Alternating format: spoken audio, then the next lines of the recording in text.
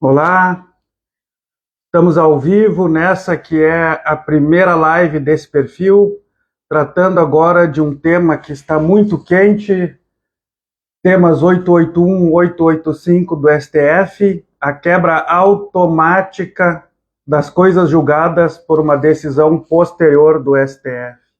Alguns chamam de relativização da coisa julgada, mas a maioria não tem entendido como relativização, né? Então, o pessoal pode ir entrando aí, boa noite para todos. Primeiro, deixa eu ajeitar aqui a câmera, deixar de um jeito que a gente aparece um pouco mais bonito, né, se for possível, né. E hoje vamos ter um convidado especial aqui nessa live para tratar desse tema relevantíssimo. Já vou chamar ele aqui para que a gente possa continuar. Só um pouquinho.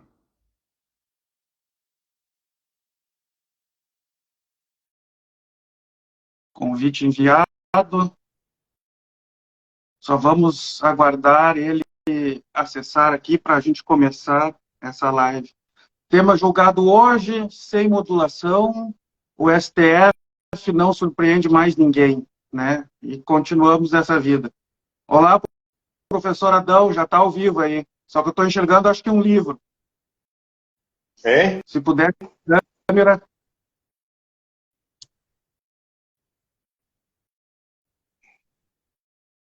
Olá, está me ouvindo?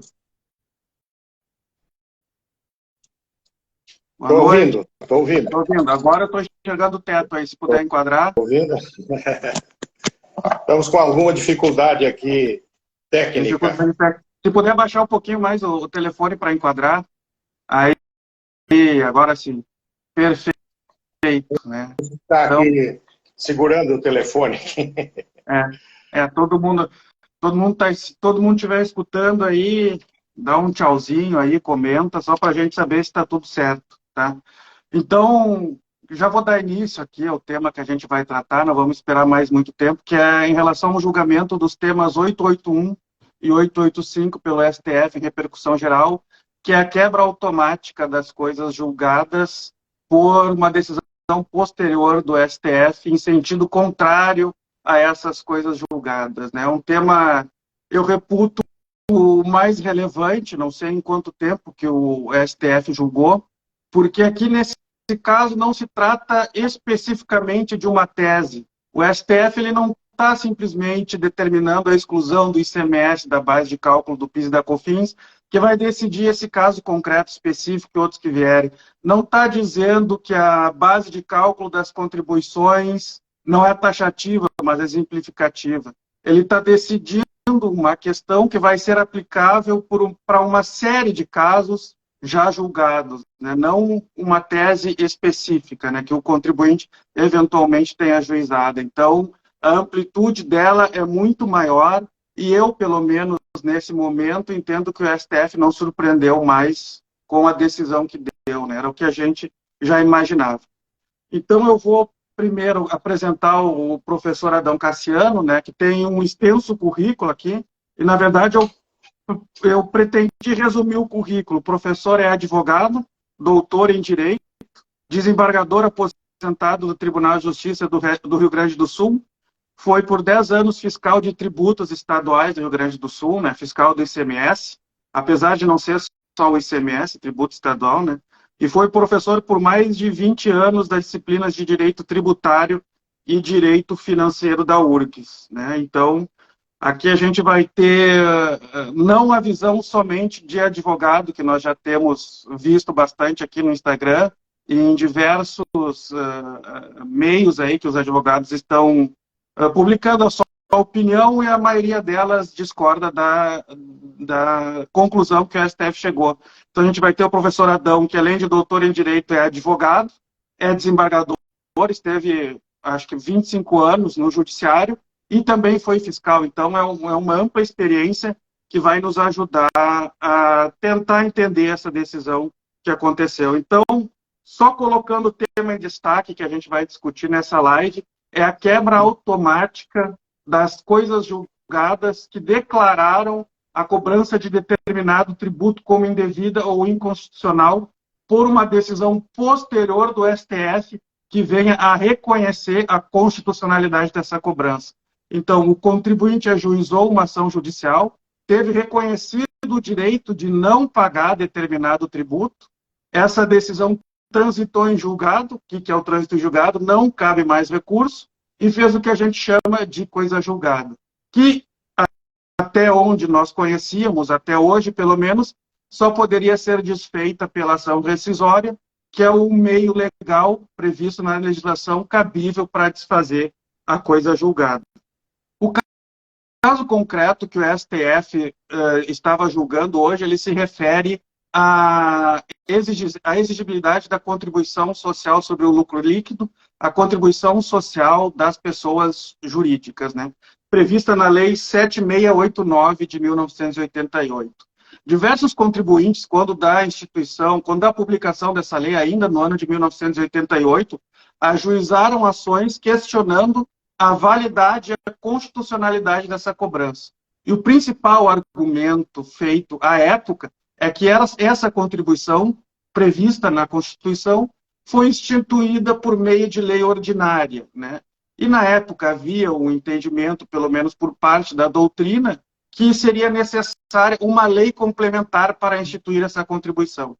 Então, diversos contribuintes ajuizaram essas ações e muitos deles obtiveram decisões judiciais favoráveis, afirmando essas contribuições só podem ser cobradas por lei complementar. Então, a cobrança é inconstitucional e você, contribuinte, não precisa pagar essa nova contribuição.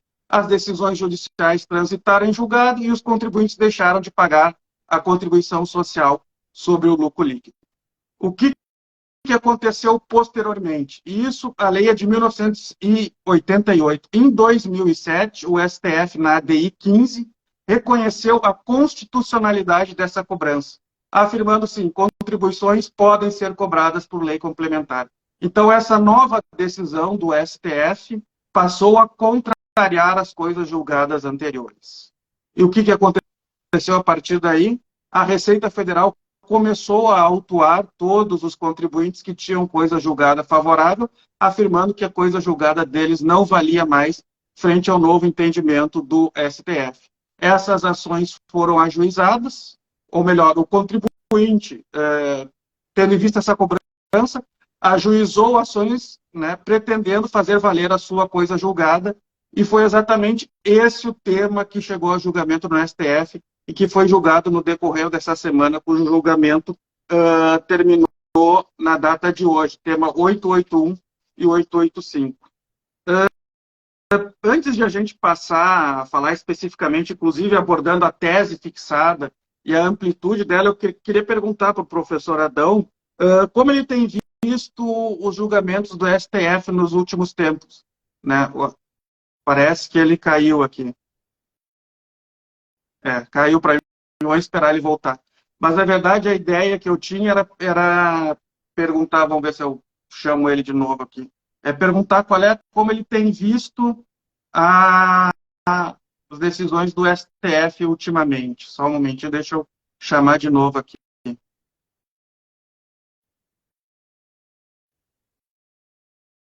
Pronto, já foi.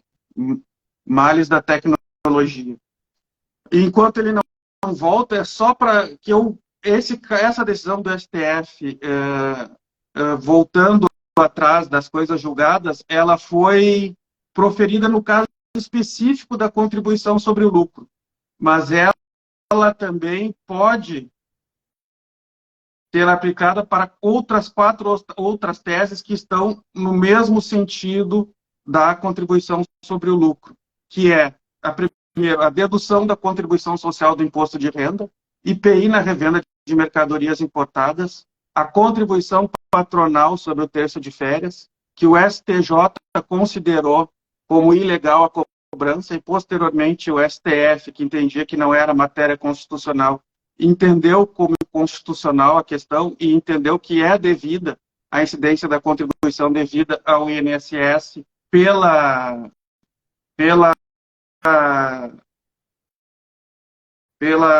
que é devido, que é constitucional, e a COFINS das sociedades uniprofissionais, que são uma tese também bem antiga, que o o STJ tinha pacificado o entendimento que era possível que não se cobrava das sociedades uniprofissionais, e aí estando incluído muitas sociedades de advogados, e que posteriormente o STF veio a entender, inicialmente ele entendia que a matéria também não era constitucional, aí depois de certo momento, o STF entendeu que a questão era constitucional e passou a entender como constitucional a cobrança, e vários contribuintes também, com trânsito em julgado dessa ação, agora, inevitavelmente, se não voltaram a pagar depois da decisão do STF, vão ter que pagar essa contribuição, a COFINS. Enquanto o professor Adão não volta, eu vou falar aqui sobre o que foi decidido, qual foi a tese que foi fixada hoje, né? Inclusive, eu assisti o julgamento, né, em grande parte, não houve modulação dos efeitos, o que não nos estranha, porque a modulação dos efeitos nunca é a favor do contribuinte. Olá, professor Adão, já está de volta? Oi, estamos de volta. Só virar a câmera agora, que está aí. Isso. Problema de internet, né? Eu achei que a internet, que tinha caído a tua conexão e não a minha. Acho que foi aí que caiu. Então, eu estava falando, eu expliquei o caso concreto que o STF julgou hoje, que era a questão da contribuição social ser cobrada por lei complementar e por lei ordinária, e que existem mais 4 outros temas que estão na mesma condição também de coisa julgada, que pode ser declarada ineficaz agora, né, que perde a validade, que é a dedução da contribuição social, também a mesma do imposto de renda, IPI na revenda de mercadorias importadas, a contribuição patronal sobre o terço de férias e a COFINS para as sociedades uniprofissionais. Então, voltando aqui, eu queria saber como é que o senhor tem visto o STF nesses últimos tempos aí, em matéria de decisões em matéria tributária, especialmente da pandemia para cá, quando a gente viu que tivemos um volume maior de julgamentos em matéria tributária, especialmente em virtude do plenário virtual, que, no meu entender, possui um déficit deliberativo, né, porque as partes, por seus procuradores, não têm as condições de participar no plenário virtual, como era no plenário presencial, que agora, felizmente, está voltando, né, as partes que são muito importantes para também cumprir o entendimento. Como é que o senhor tem visto a decisão do STF, ou as posições do STF em matéria tributária, especialmente no que diz com a segurança jurídica, que está intimamente ligada com a coisa julgada? Bem, primeiramente, meu agradecimento por poder participar dessa live aí consigo. É uma grande satisfação poder tratar de um assunto tão instigante, tão intrigante, e todos os antes, né? Na verdade, é assim, o Supremo Tribunal, eu não vou entrar aqui, por exemplo, e faço uma questão de fazer um parêntese, na questão de eventuais julgamentos e posições políticas do Supremo Tribunal Federal. Não farei nem... Só para fazer um esclarecimento e dar o nosso salvo-conduto aqui, eventuais críticas que sejam feitas aqui não serão feitas a pessoas específicas ou a instituições, mas a eventuais entendimentos que tenham sido adotados que podem não estar de acordo com a melhor técnica do direito, quem sabe, e que se a gente sabe posições divergentes, né? Apenas do ponto de vista técnico, né? Nos limitaremos ao ponto de vista técnico. Essa questão, eventualmente, de questões de decisões políticas, isso é coisa que poderia ser feita em outro assunto, em outra ocasião, em outra live, enfim, e não é o nosso caso. Então, o segundo lugar é que o Supremo é a Suprema Corte Brasileira. Bem ou mal, é a Suprema Corte Brasileira e é ele quem dá a última palavra. Portanto, temos que respeitar as suas decisões. Entretanto, não significa que essas decisões não possam ser debatidas, discutidas e criticadas, especialmente do ponto de vista técnico e argumentativo, porque as decisões judiciais todas, elas se legitimam não pela autoridade de quem as prolata, mas sim pela força do conteúdo que elas normalmente esboçam. Então, por isso que até o Alex diz, olha, a legitimidade do juiz não é a legitimidade do voto, que nem são dos políticos em geral, dos cargos eletivos. A legitimidade do juiz é uma legitimidade argumentativa, né? Ele detém a representação argumentativa do povo. E, portanto, a questão é argumentativa. E a decisão só se legitima se ela não for deficiente com relação à fundamentação e portanto, possa expressar algo que a comunidade possa, do ponto de vista argumentativo, compartilhar. Né? Então, vamos nos circunscrever aqui a questão simplesmente técnica. O Supremo atual tem se notabilizado por mudanças e inflexões jurisprudenciais, e nem sempre mudanças que possam beneficiar aquele a quem ele representa argumentativamente, que é o povo. Então, inclusive aqui neste caso que foi colocado, nós temos uma questão muito interessante, que é o fato de não terem sido modulados os efeitos das duas decisões. Quando sabemos que o Supremo é tão cioso em modular os efeitos, quando se trata de proteger, por exemplo, os direitos da fazenda. Quando o contribuinte paga indevidamente tributos, e essa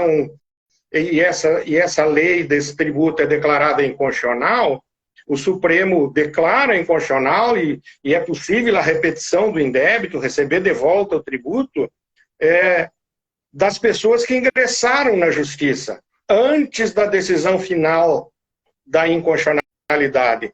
Aqueles que não ingressaram na justiça porque confiaram no ordenamento, em princípio, esses não terão direito mais de entrar na justiça, porque o Supremo modulou os efeitos. Então, esses ficam no prejuízo. E esses ficam na desigualdade, ficam na violação do princípio da isonomia, porque daí são mais iguais os que entraram na justiça e são menos iguais os que não ingressaram na justiça, que não terão reconhecido seu direito de restituição. Então, agora, por exemplo, especialmente no que... Aqui também, mais um pequeno parêntese. Não sei se os votos que foram prolatados no plenário virtual serão repetidos nos votos que forem agora constarem do acórdão que for publicado.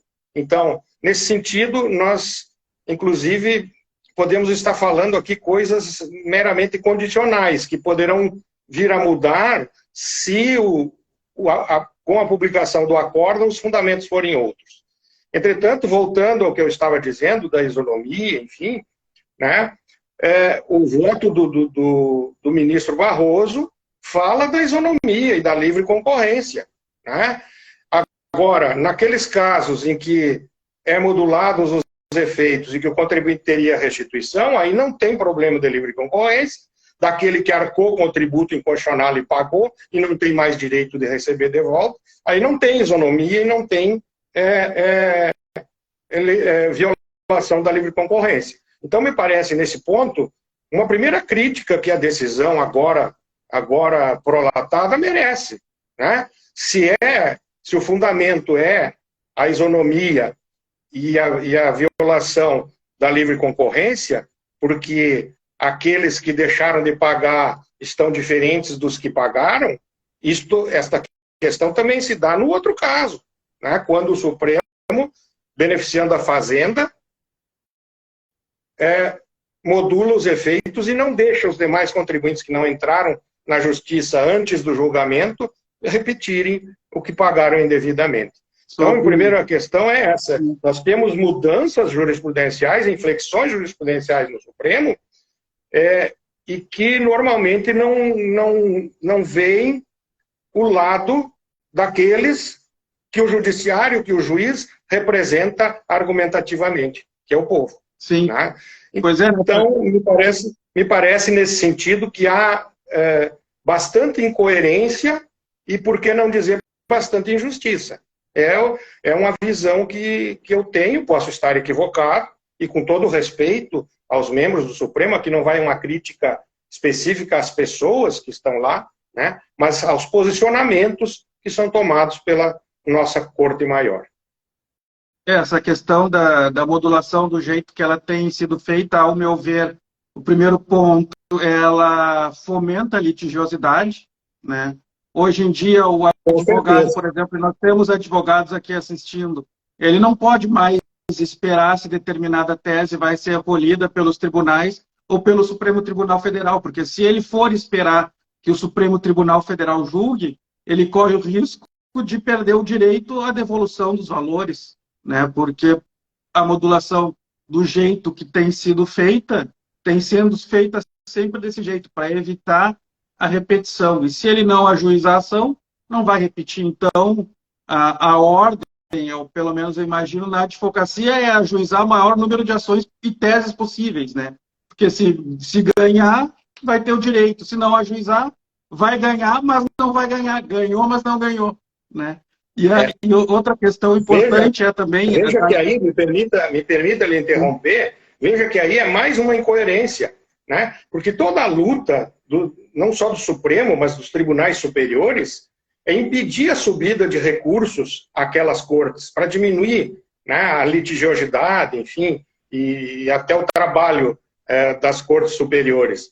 Todo o trabalho é feito nesse sentido, todo o esforço legislativo, inclusive, é feito nesse sentido, de impedir a subida de recursos, né? No entanto, esse tipo de decisão, e o ministro Marco Aurélio batia muito nisso, né, antes de se aposentar, esse tipo de posicionamento só leva à litigiosidade, porque ninguém mais vai esperar que o Supremo julgue determinada ação para depois entrar na justiça. Muito pelo contrário, né?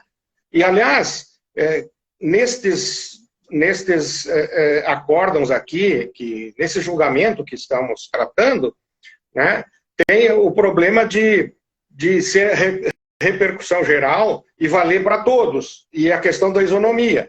Só que daí, naqueles outros casos que eu estava me referindo, aí não vale para todos e não tem isonomia. Volta de novo ao mesmo tema, que é recorrente, né, nesse tipo de jurisprudência que o Supremo tem adotado.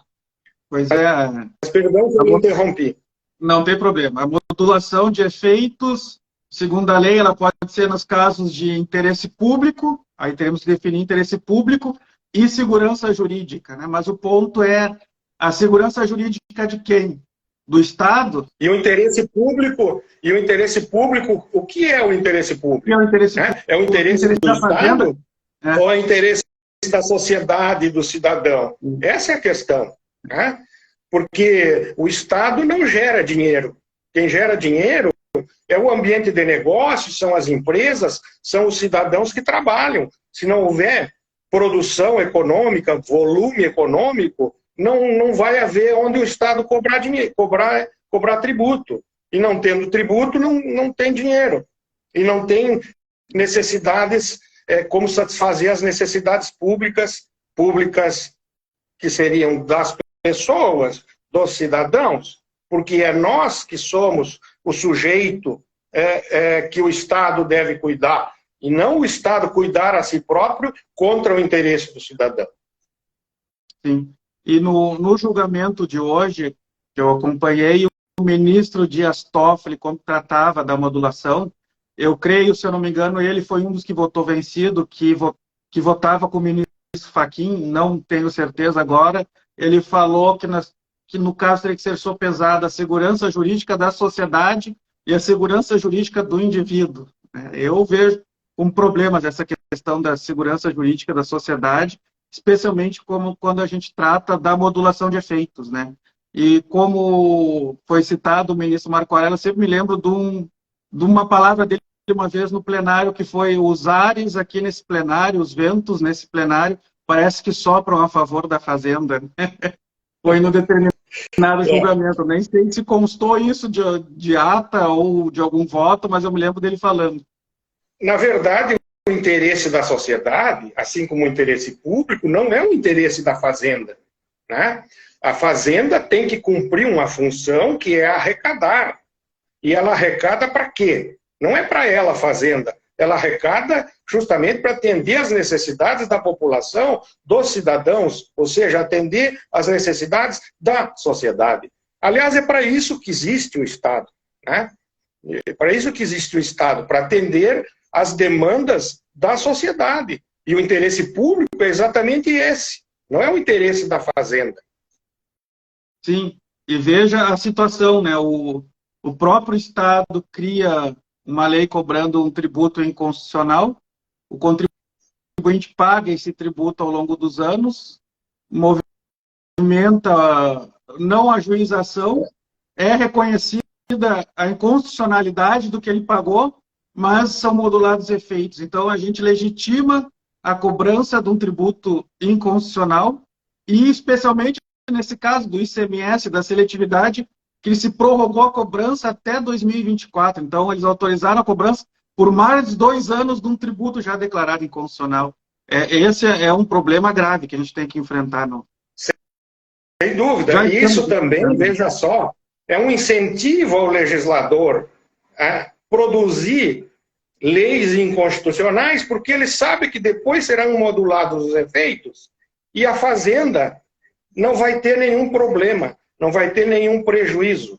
Que, na verdade, o prejuízo sempre não é da Fazenda em si, o prejuízo é da sociedade, né, que fica, eventualmente, privada de um recurso que poderia atender suas necessidades. Né? Só que tem que haver aí uma espécie de modulação, né, entre o que se cobra e que se exige da sociedade e a capacidade da sociedade poder contribuir para isso.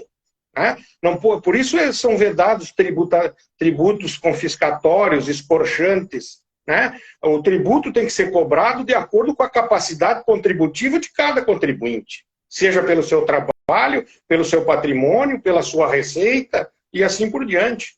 Né? E, portanto, a tributação é um mecanismo de justiça social com relação à sociedade, né? Porque através da tributação se pegam os recursos para custear o gasto público que é feito para a mesma sociedade que paga os seus tributos. Né? São vias de duas mãos. Um lado é a receita, é o tributo que ingressa nos cofres públicos, porque o Estado não produz dinheiro, né? Não produz riqueza, e o outro lado são os gastos públicos, que devem ser muito bem orientados nas suas prioridades. Né? Quem merece mais gasto público e quem deve, proporcionalmente, merecer menos recursos públicos do ponto de vista do gasto. A mesma coisa com relação ao contribuinte. Quem deve pagar mais porque tem mais condições e quem deve pagar menos porque tem menos condições. Então, nas duas pontas, deve ser modulada a carga tributária e modulado o gasto público para que ele possa efetivamente ter um equilíbrio e uma justiça fiscal e uma justiça social, que tanto se fala. Né? Me parece que a questão é por aí. Sim. E agora, talvez possamos entrar agora no assunto principal. Da modulação antes de tratar do mérito, né? Tratamos da modulação antes do mérito. Então o STF hoje entendeu que a coisa julgada declarando indevido a cobrança de determinado tributo, né, ela perde a sua eficácia depois de uma decisão do STF que reconheça a constitucionalidade. E a tese que foi fixada hoje foi a seguinte, que foi aquela que foi proposta originariamente pelo ministro Barroso. Né? As decisões do STF em controle incidental de constitucionalidade anteriores à instituição do regime da repercussão geral não impactam automaticamente a coisa julgada que se tenha formado, mesmo nas relações jurídicas tributárias de trato sucessivo. E agora veio o ponto mais importante que estamos tratando. Já as decisões proferidas em ação direta ou em sede de repercussão geral interrompem automaticamente os efeitos temporais das decisões transitadas em julgado nas referidas relações, Agora, um ponto interessante, respeitadas a irretroatividade, a anterioridade anual e a noventena, ou anterioridade nonagesimal, conforme a natureza do tributo, né? Um ponto importante que eu queria destacar é que a coisa julgada ela é uma garantia fundamental, né? Ela está elencada no rol de direitos fundamentais do contribuinte, no artigo 5º, inciso 36 da Constituição Federal. E sendo uma garantia fundamental, ela é uma cláusula pétrea.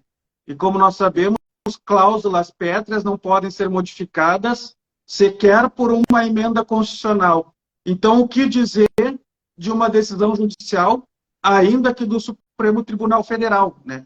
Em que pese a gente já não viva mais um período do chamado da sacralização da coisa julgada, né?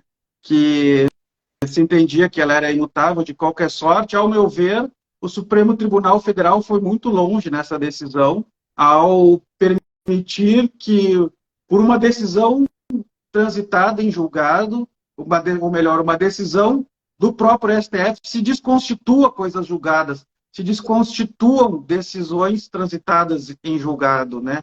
Não me parece que seria a forma mais correta, especialmente porque o sistema processual prevê a ação rescisória, que seria o meio próprio para revisar a coisa julgada, desde que ela é proposta no prazo decadencial de 2 anos do Código de Processo Civil, né? Eu não sei qual é a sua posição sobre esse tema, se pensa mais ou menos assim, ou que uma eventual violação de isonomia justificaria.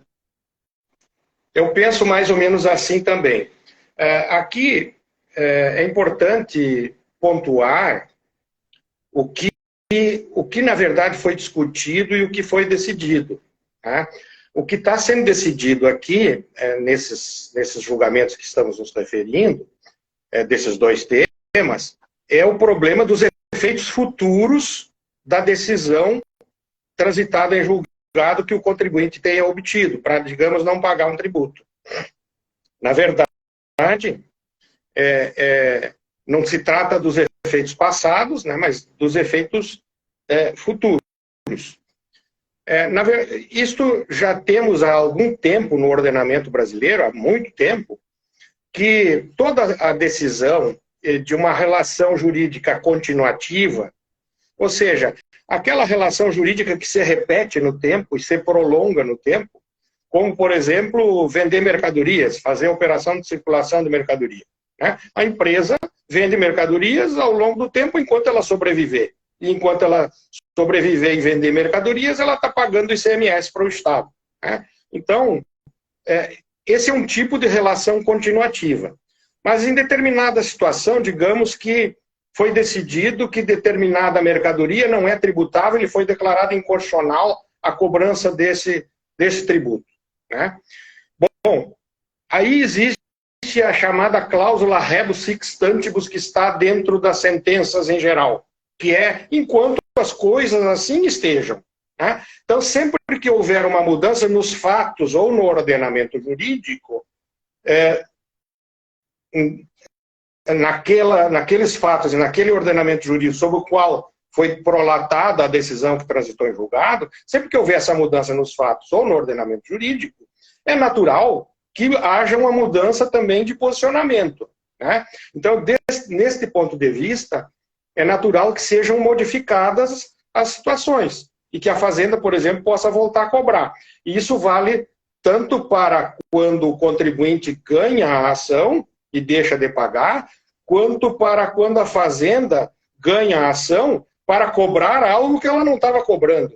Algo que se entendia que era inconstitucional e que ela não podia cobrar, e que passa a cobrar. Quer dizer, havendo mudança nos fatos e nas circunstâncias jurídicas, pode a Fazenda voltar a ter que não cobrar e o contribuinte voltar a ter que pagar. Então, são duas situações, dois lados da mesma moeda, digamos assim. Né? Um é quando o contribuinte ganha, o outro é quando a Fazenda ganha. E ambas as situações, transitada em julgado a decisão, havendo mudança dos fatos ou mudança do direito, a situação pode se modificar. Né? E aquilo que estava antes de um jeito não está mais. Né?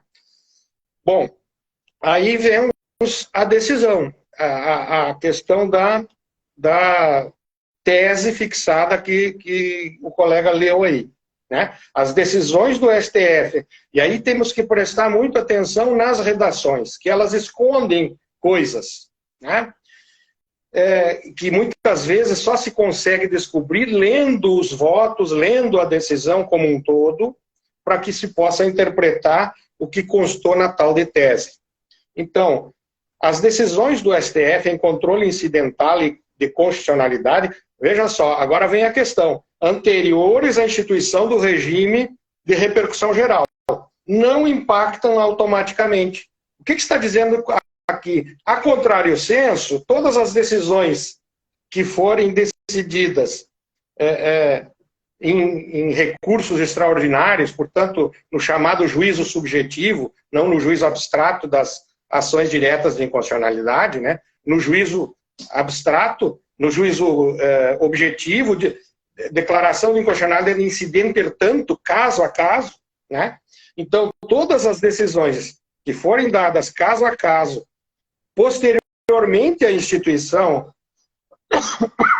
desculpa, posteriormente à instituição da repercussão geral, elas terão o mesmo efeito das decisões tomadas, que trata o item 2 da tese, das decisões tomadas nas declarações de inconstitucionalidade no juízo abstrato, ou seja, nas ações declaratórias de inconstitucionalidade. O Supremo equiparou essa situação do juízo subjetivo, né, dos recursos individuais, equiparou as ações do juízo de inconstitucionalidade abstrato, das ações diretas de inconstitucionalidade. Porque antes se dizia que, para que a decisão de um caso específico, em que se reconhecia a inconstitucionalidade, se tornasse conhecida e aplicável a todos, precisava o Congresso se manifestar. Na verdade, o Senado. Né? Agora, o Supremo diz, não, isso é só para a publicidade da decisão, não precisa mais isso. O efeito já vai ser para todos ao mesmo tempo. Desse modo, se objetivou, né, as decisões subjetivas para todo mundo, se estendeu para todo mundo. Então, é muito importante ler com atenção esse número 1, esse item 1 da tese, é de que isso que está dito aqui só vale para os casos julgados antes da repercussão geral, porque depois da repercussão geral, ele vale como se fosse uma declaratória de inconstitucionalidade normal para todos os casos. Né? Então, definitivamente, equipararam-se as situações. Né? E na questão do número 2, já as decisões proferidas, então, em sede de ação direta, e aí ele até diz, ou de repercussão geral, né, interrompem automaticamente os efeitos temporais das decisões transitadas em julgado. E aí, então, vem a questão, aquela dos efeitos futuros, que é o que está sendo tratado nesses dois julgamentos. Paralisam-se os efeitos futuros porque se modificaram as situações de fato e as situações de direito. Só com um detalhe importante aqui, que a gente vai poder avaliar melhor isso quando da leitura do acórdão publicado, quando for publicado o acórdão, que é dizendo, respeitadas a irretroatividade, a anterioridade anual e a anterioridade nonagesimal. Bom, as anterioridades, tudo bem, mas por que está sendo dito isto? Porque o Supremo entende, e nós entendemos também, que toda vez que o Supremo faz um julgamento desta natureza, seja para declarar a inconstitucionalidade ou para declarar a constitucionalidade, ele está inovando a ordem jurídica, está criando, a partir daquele momento, digamos, se for para cobrar um tributo que antes não era cobrado, ele está criando a norma para cobrar aquele tributo, que antes era considerado inconstitucional. Então, se criou o tributo, teoricamente, naquele momento. Né? É um tributo novo, uma situação nova. Por isso que, quando mudam os fatos e muda o direito, como a gente se referia, muda-se a situação, e a situação é nova, é outra situação. Mudaram os fatos, mudou o direito, desculpa, mudou os fatos, mudou o direito, portanto, criou-se uma situação nova, uma relação jurídica nova. E aí, ora, sendo uma relação jurídica nova, um tributo novo, é mais do que evidente que este novo entendimento, este novo tributo, esta nova situação, não possa retroagir para o passado. Por isso, adequadamente, diria eu, foi colocado aqui a irretroatividade. E também, adequadamente, foi colocada a questão da anterioridade anual e da anterioridade nonagesimal. Né? Anterioridade anual é quando você cria um tributo novo, você pode cobrar só no ano seguinte. E a anterioridade nonagesimal é que só pode ser cobrado esse tributo novo 90 dias depois, independentemente do ano, 90 dias depois de criado o tributo novo. Então, exatamente nesse sentido, e aí teríamos que até, digamos, reconhecer um elogio ao Supremo, é que vedou a retroatividade, ou seja, o tributo novo não pode ser cobrado para o passado, né, só para o futuro, e tem que respeitar as duas anterioridades. Me parece que nesse ponto a questão está correta. Né? Então, talvez a crítica maior esteja na questão de equiparar o juízo subjetivo ao juízo abstrato, né? O recurso individual com a ação declaratória de inconstitucionalidade. Então, nós podemos dizer, então, que um primeiro efeito dessa decisão do Supremo Tribunal Federal, então, é que o tributo que não era mais devido em razão da coisa julgada passa a ser devido imediatamente, respeitada a anterioridade anual, no caso de um imposto, por exemplo, o imposto de renda, e respeitada a anterioridade nonagesimal no caso das contribuições. Né? O que eles votaram, não, a questão não foi modulada justamente por causa desse ponto, da impossibilidade de retroagir e do necessário respeito à anterioridade anual e nonagesimal. Então, o Supremo considerou que ele, ao declarar a constitucionalidade daquele tributo, ele está instituindo um novo tributo que antes não era devido, pelo menos em relação a quem detinha uma coisa julgada. Aí nós entramos, se me permite, doutor, aí nós entramos num outro problema sério, né? Que é o seguinte, a partir do momento em que foi julgado aqui, e depois do julgamento da ADI número 15, em 2007... Perdemos o contato de novo. Está me ouvindo? Tá, agora voltou. Sim. Está me ouvindo agora? Está me ouvindo? Tá. Uhum. Então, o problema aí é que a ADI lá de 2000, foi julgada lá em 2007, e dali em diante, proibida a retroatividade, respeitada a anterioridade nonagesimal e anterioridade anual, que nem teria efeito para esse caso da ADI 15, porque já passou tanto tempo, né? Respeitado isso, a Fazenda pode cobrar o tributo. E agora, bom, vai poder cobrar 5 anos para o passado destas decisões que estão sendo tomadas agora, da publicação da ata desses dois acórdãos aqui, desses dois casos. Vai poder retroagir 5 anos para o passado. Aí vem aquele problema que nós falávamos, não modular os efeitos. Né? Modula quando é para proteger a Fazenda, mas não modula quando se trata de cobrar do cidadão, das empresas, enfim, do contribuinte. Então, porque... nesse caso, nós temos o seguinte, na ADC, o ADI 15, reconheceu em 2007 como devida a contribuição social sobre o lucro das pessoas jurídicas, né? Em 2007. Quem tinha trânsito em julgado ficou de 2007 a 2023, agora sem pagar. Pela tese do STF,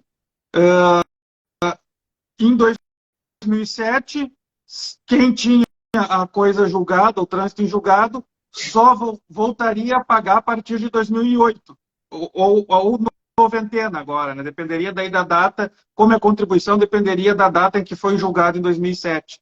Entretanto, como já se passaram 15 anos da decisão que reconheceu a constitucionalidade sobre a contribuição sobre o lucro, então a Fazenda ela vai poder lançar 5 anos para trás, com Isso. multa e juros, para cobrar a contribuição social que deixou de ser recolhida de quem estava ao abrigo da coisa julgada. A questão é tão séria. De segurança jurídica. A questão é tão séria, veja.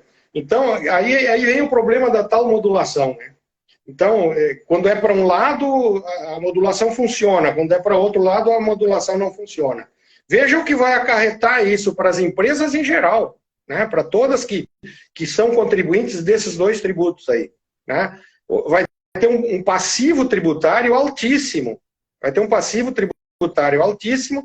Nós sabemos que estamos saindo de uma pandemia, em que somente agora a situação econômica passou a reagir, né? Passou a voltar, digamos assim, a patamares parecidos com aqueles anteriormente à pandemia, né?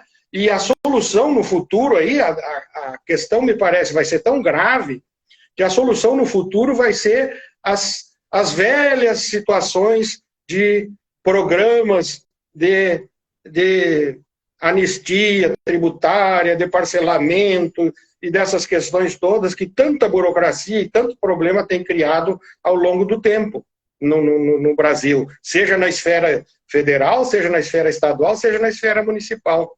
O que vamos ver pela frente é uma grande crise das empresas, em razão desse passivo, né?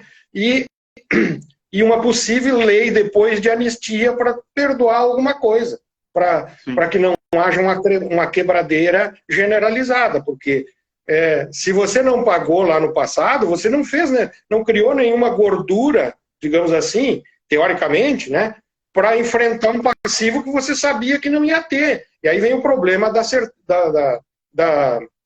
que você estava falando, da questão da insegurança. Quer dizer, a segurança jurídica, o princípio da confiança, né, do cidadão no poder público, a calculabilidade, a previsibilidade dos atos e decisões do Estado com relação ao cidadão, né? Essa é a questão.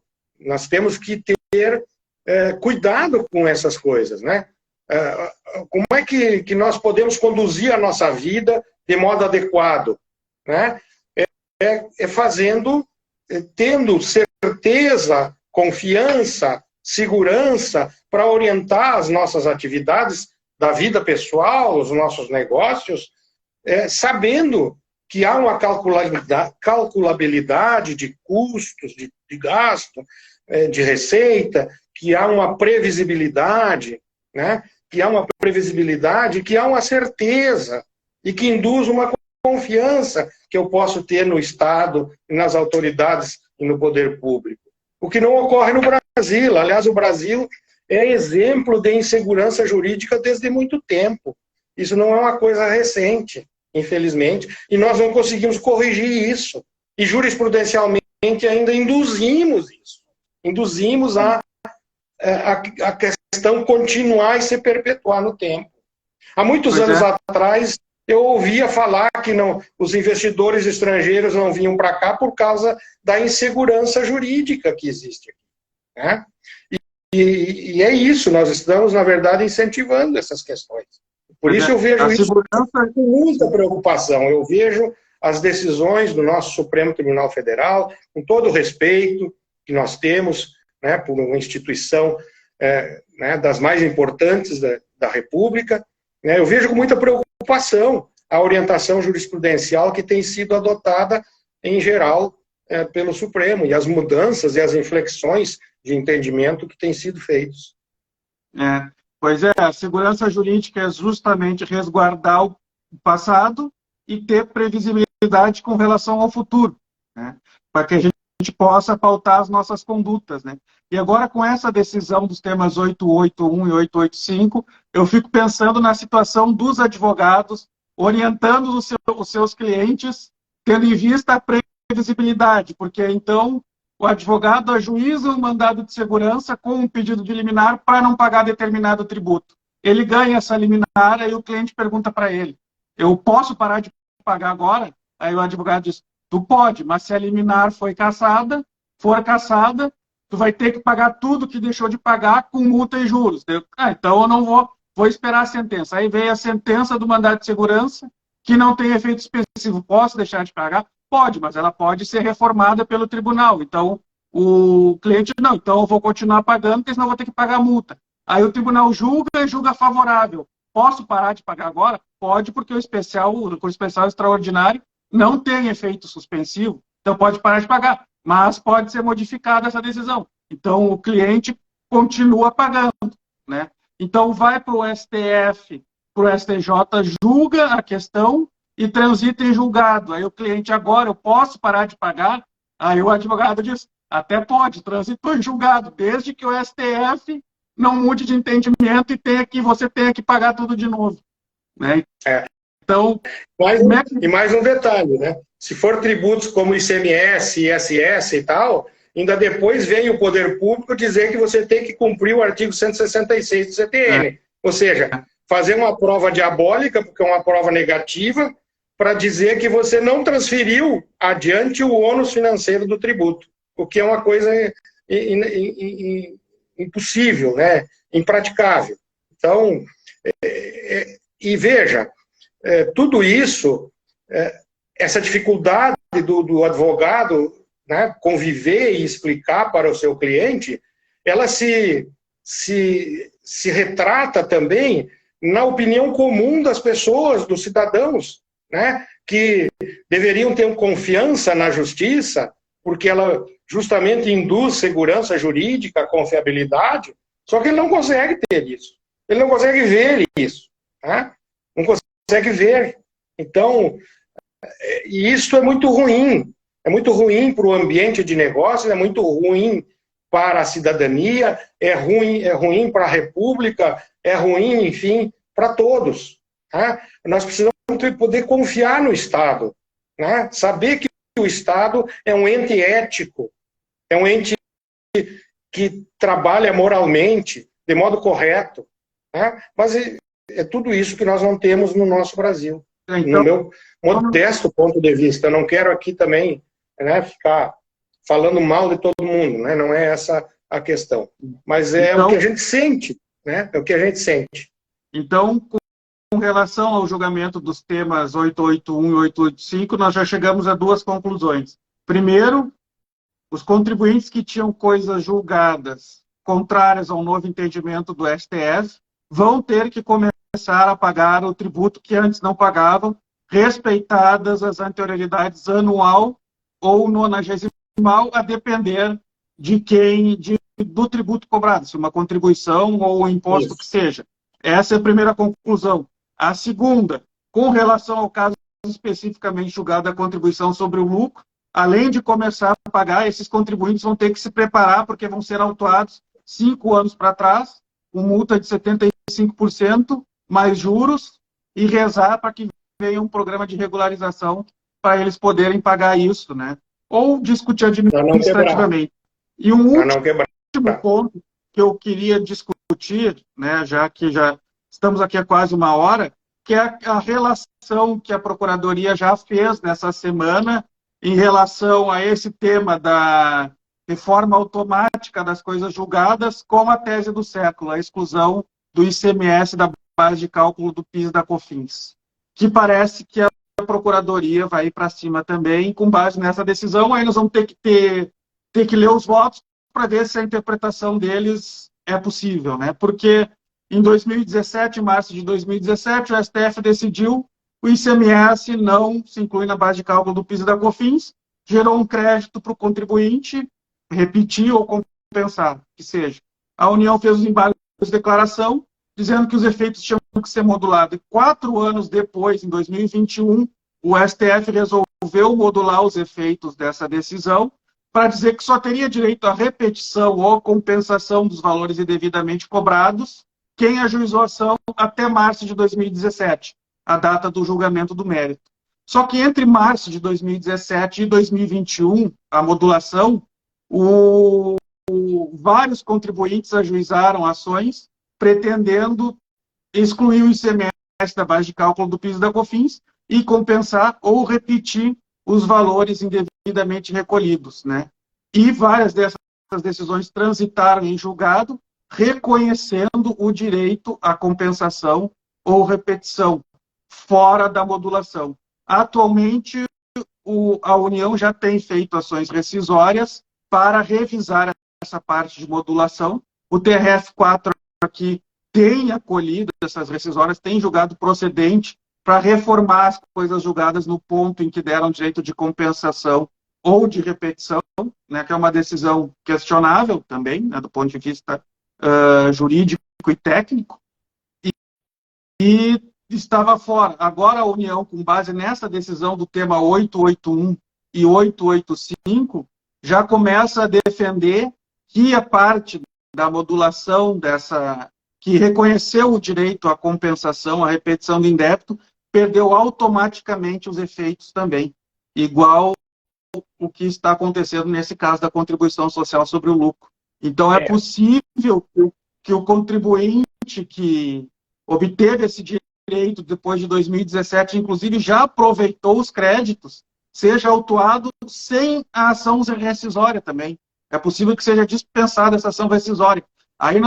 Só que a gente vai discutir se os temas 881 e 885 aplicam-se apenas para o mérito julgado ou se a modulação de efeitos também vai ser atingida por essa questão.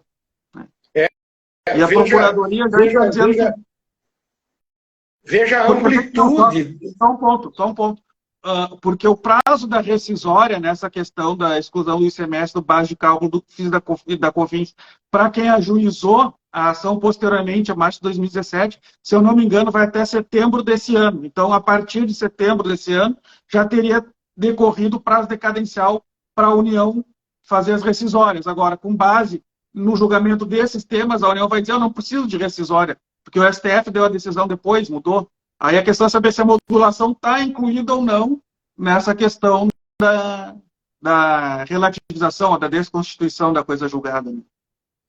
É verdade. Então veja a amplitude que esse tipo de julgamento que nós estamos tratando hoje, o alcance disso, né? E a repercussão econômica, financeira e social, né? Que são os fundamentos das modulações que o Supremo tem feito, né, e que não fez nesse caso. A modulação é difícil reconhecer a segurança jurídica do contribuinte, né? Mas eu acho... Então, nós estamos numa crise que não é nova, como eu disse, de segurança jurídica, e que o Supremo, infelizmente, nas decisões que tem tomado, tem agravado. Né? É isso. E essa segurança jurídica é percebida não só pelos advogados, no seu sofrimento para esclarecer para o cliente, explicar para o cliente essas questões, como também para as pessoas comuns que no dia a dia estão exercendo as suas atividades e o seu trabalho, que não conseguem enxergar algo que lhes dê segurança, que lhes dê confiabilidade, previsibilidade, enfim, para os seus negócios. Pois é, infelizmente o Supremo Tribunal Federal tem sido o maior produtor de insegurança jurídica, né, no sistema brasileiro. Infelizmente, tem incentivado com essas decisões a seguir essa situação brasileira de insegurança jurídica. Né? Está agravando, no meu ponto de vista, essa questão. Bom, então, mas eu acho que já deu para a gente ter as primeiras impressões desse julgamento de hoje, né? Isso. Relevantíssimo, que muda muita coisa daqui para frente. A partir dos acordos publicados, a gente poderá ter uma visão um pouco mais concreta dessas questões todas, né? E poderá ser, por enquanto, ter um entendimento mais abrangente. Por enquanto, só temos a tese, né? Exatamente. Só a tese. E aqueles votos que foram proferidos lá no virtual, e que, quando se pede destaque, eles caem por terra, né? Mas provavelmente devem ter repetido, né? Eu acho que vão ser repetidos, sim. É a expectativa que eu tenho. Bom, mas então eu queria agradecer a oportunidade de poder conversar sobre esse tema, agradecer a quem nos assistiu aqui, vou deixar gravado aqui no perfil essa live, se alguém quiser assistir depois, e vamos ver se numa outra oportunidade a gente repete daqui a pouco, depois da publicação, em que a gente conseguir ler os votos, né? Porque agora, para ler um julgamento desse do Supremo Tribunal, a gente demora uns 3 dias para ler os votos, né? Cada um tem algumas folhas, né? Eu agradeço a oportunidade aí, agradeço as pessoas que nos prestigiaram aí com a sua assistência, né? E espero que as coisas no Brasil tomem rumo adequado e que a nossa república e o nosso país, enfim, possa ter progresso. É isso que a gente espera, né? Então tá, uma boa noite a todos e nos vemos por aí. Um abraço. Por aí. Boa noite a todos. Tudo Boa de noite. bom.